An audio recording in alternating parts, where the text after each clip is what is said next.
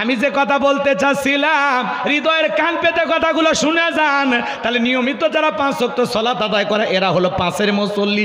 7 দিন পরে যারা জুমার সালাত আদায় করে এরা হলো 7-এর নামাজি। আর মানুষ মারা গেলে জানাজার যারা নামাজ আদায় করে এরা হলো খাটের নামাজি। আর 2 ঈদে যারা নামাজ পড়ে, রোজা রাখে না, কিন্তু রমজানে মাসে সেই একটা শেরওয়ানি কিনে, পাঞ্জাবি কিনে, ভাব নিয়ে, মুসান নিয়ে হুজুরের সাথে কোলাকুলি করে।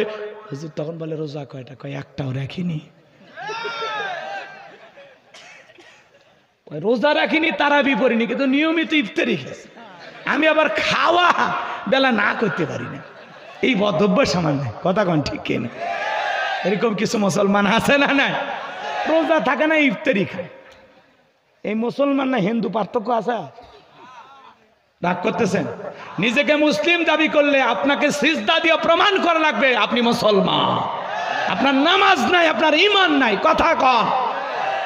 নামাজ না পড়ে নিজেকে পাক্কা ঈমানদার করে। আপনি কি চাইনা টাইলস দিয়ে পাকা করছেন?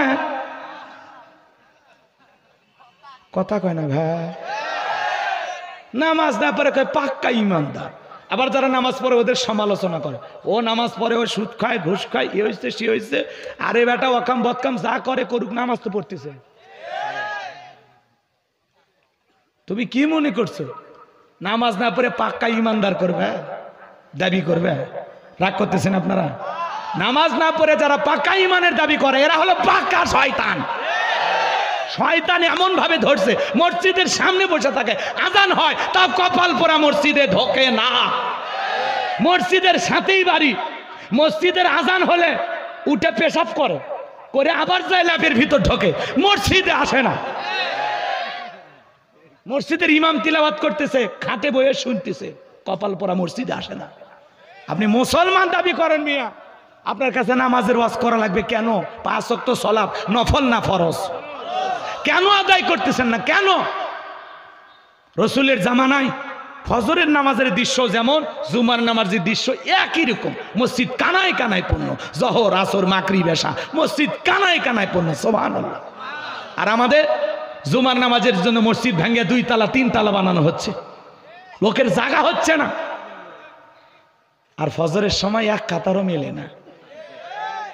কথা কন নাকি আপনারা? এক বিয়ে বাড়িতে বেড়াতে গেছে, হাজি মানুষ তো চিন্তা করতেছে বিয়ে আমি নামাজ পড়ি, তো ফজরে আজান হচ্ছে, মসজিদে চলে গেছে, যায় মসজিদের দরজা গেট তালা মারা, আবার আজান হচ্ছে। চিন্তা করলো ব্যাপারটা কি, এদিক ওদিক আজান চলতেছে, গেটে পাইলো না, এইদিকে পাইলো ওইদিকে পাইলো, দেখতেছে ছোট্ট একটা মুয়াজ্জিমের রুম থাকে না, ওই রুমের জানালা দিয়ে দেখে হুজুর খাটের ওপর শুয়ে থেকে আজান দিচ্ছে। কথা কি বুঝছেন? শুয়ে থেকে আজান মারতেছে হুজুর। এবার আজান শেষ হলে জিজ্ঞাসা করছে, হুজুর এইরকম আজান দেওয়া তো জীবনে দেখিনি, আপনি লিয়াপের ভিতর শুয়ে থেকে আজান দিচ্ছেন। তখন বলতেছে ভাই এই গ্রামে আপনি কি ফেরেশতা? তখন করছেন না আমি বিয়ে বাড়িতে বেড়াতে আসছি। তখন বলতেছে ভাই এই গ্রামে কেউ ফজরে নামাজ পড়তে আসে না, এই জন্য আমি আমার ইচ্ছা মতো আজান দিয়ে ইচ্ছা মতো নামাজ পড়ি। কথা কয় না কেন? তাহলে চিন্তা করেন, মুসল্লি যায় না দেখে হুজুর সুযোগ পায়া শুয়ে থেকে কাম বানাচ্ছে। কথা কন ঠিক কিনা? রাগ করতেছেন মনে হয়? এ বাজান মন খারাপ করবেন না বাজান গো আমার। এই জন্য আপনাদেরকে বলতে চাই নিয়মিত সালাত আদায় করা দরকার আছে না নাই? তাহলে ঠাটের নামাজ মানে বোঝেন যারা পাঞ্জাবি পরে ভাব নেই, দেখেন না? আর ভোটের নামাজ কারা? যারা নির্বাচনের আগে নামাজ পড়ে। যখন আসবে ভোটের সময় দেখবেন বাপরে বাপ নেতার মাথায় টুপি, অমুসলিম নেতা তাও টুপি পরে ঘোরে, কথা কয় না। আছে না নাই? ওরা টুপি পরাতে আমরা খুশি।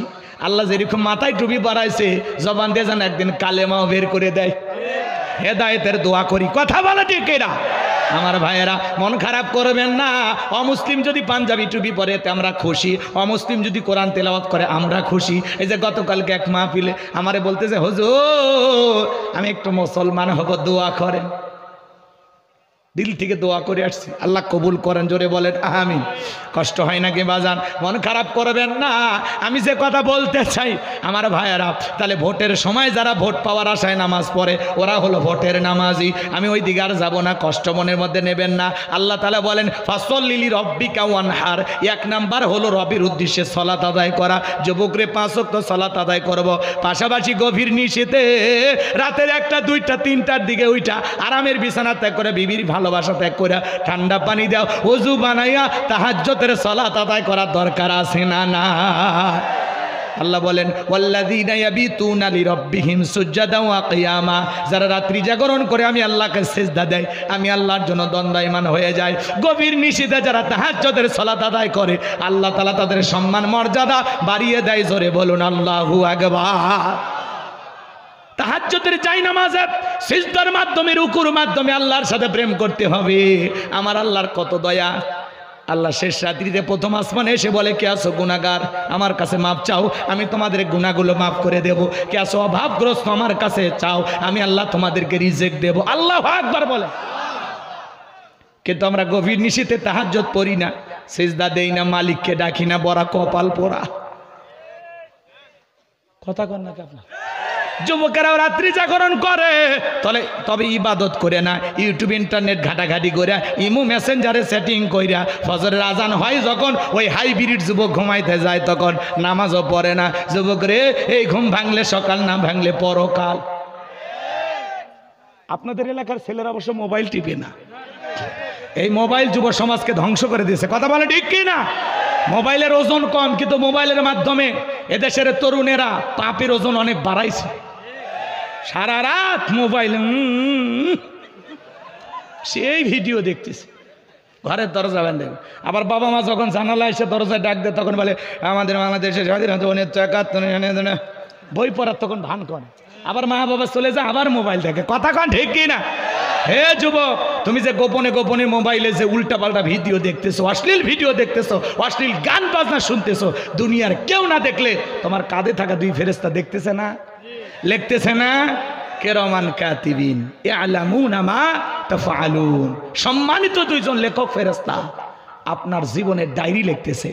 আল্লাহ বলেন মা ইয়ালফিজু মিন কাউলিন ইল্লা লাদাইহি রাকিবুন আতিদ। বান্দা এমন কোন কর্মকাণ্ড করে না, এমন কোনো কাজ করে না যা রেকর্ড করার জন্য আমার ফেরেশতা নাই। বান্দার জীবনের প্রত্যেকটা কথা, প্রত্যেকটা কর্ম রেকর্ড করা হচ্ছে।